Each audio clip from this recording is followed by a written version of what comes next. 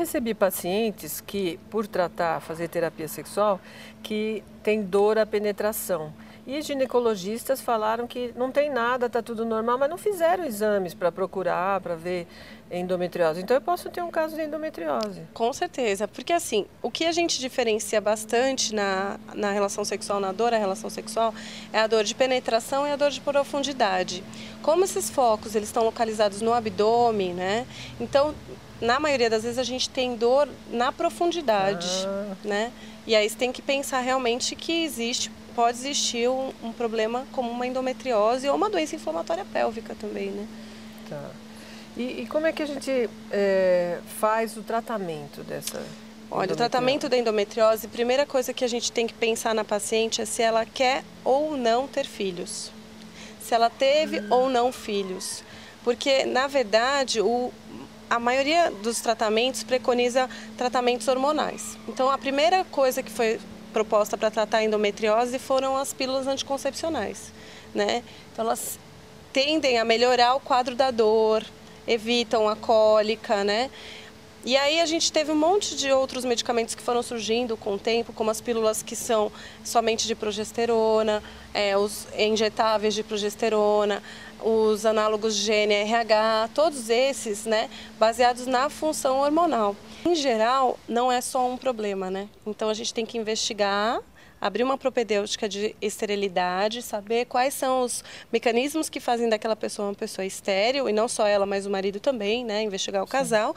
E aí você tem como arma fazer uma laparoscopia e cauterizar esses focos. O que a gente vê é que, na verdade, a gente opta por não esperar muito tempo espontaneamente. Então, a gente induz a ovulação ou a gente faz uma inseminação in vitro, né? A mesma terapêutica para as pacientes estéreis de outras causas, né? A gente segue a mesma linha. Porque já tem um problema, e se você for tentar esperar só pela natureza, você pode postergar isso muito tempo, né? E aumentar o risco de outras coisas. Então, na verdade, a gente opta por estimular a ovulação ou fazer a inseminação mesmo. E aí, depois da gravidez, se ela tiver ainda continuar com essas dores, com esses sintomas, aí o que você faz? Aí a gente entra com a medicação, melhora todo o quadro de dor da paciente, né? E aí a gente vê se ela vai querer planejar outra gestação ou não, né? Assim, a terapêutica mais radical que a gente tem é a remoção dos ovários, né? Você pode provocar uma esterilidade permanente, mas aí ela entra na menopausa e tem todos os efeitos colaterais de uma menopausa numa paciente jovem. Então, assim, hoje em dia a gente tem de ser mais conservadora, a não ser em casos extremos, né? Não existe um tratamento de recuperação das trompas, por exemplo. Isso é muito difícil de fazer. Você pode até tentar fazer uma plástica nas trompas para desobstrução, mas a chance disso dar certo é pequena, né? A gente tem as técnicas, mas ainda não são boas. Mas nessa paciente que engravida com endometriose, você não tem uma chance de ter uma piora da endometriose ou não tem nada a ver? Durante a gestação, não. Os picos hormonais são diferentes. Então, durante a gestação, você não tem uma piora.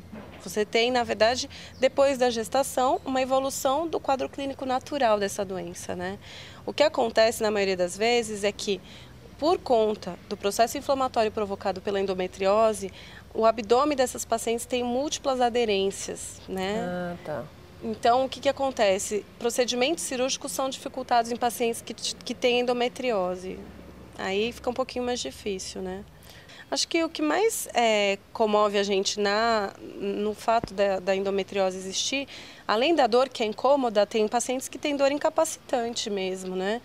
Mas é o fato de não poder ter uma gravidez, assim, espontaneamente, né? Para a mulher moderna, isso é muito complicado. Então, acho que isso é que dói mais, assim. Então, também não dá pra gente chegar e falar para uma paciente, olha, você tem endometriose e você não vai conseguir engravidar nunca. Tem pacientes que ouvem isso de vários profissionais, né? E, na verdade, não é bem por aí. Eu tive uma paciente que tinha endometriose grau 4 e engravidou espontaneamente, né? Então, assim, e todo mundo falava para ela que ela nunca ia poder engravidar. Ela tinha sido submetida a um monte de cirurgias para remoção de focos de endométrio na bexiga e tudo. Então ela tinha várias aderências abdominais e nas trompas e ela engravidou espontaneamente.